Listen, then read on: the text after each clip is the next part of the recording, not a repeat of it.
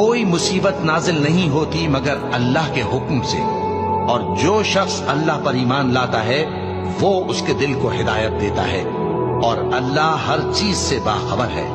और अल्लाह की इताअत करो और उसके रसूल की इताअत करो। बस अगर तुम मुंह फेर लोगे तो हमारे पैगंबर के जिम्मे तो सिर्फ पैगाम का खोल खोल कर पहुंचा देना है। अल्लाह जो माबूद बरहक है, उसके सिवा कोई इबादत के लायक नहीं। तो मोमिनों को चाहिए कि अल्लाह ही पर भरोसा रखें। मोमिनों, तुम्हारी बीवियों और औलाद में से बाज तुम्हारे दुश्मन भी है, सो उनसे बचते रहो।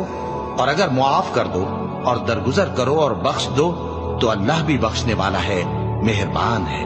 तुम्हारा माल और तुम्हारी औलाद तो आजमाइश है और अल्लाह के यहाँ बड़ा अजर है। सो जहां तक हो सके अल्लाह से डरो और उसके अहकाम को सुनो और उसके फरमाबरदार रहो और उसकी राह में खर्च करो।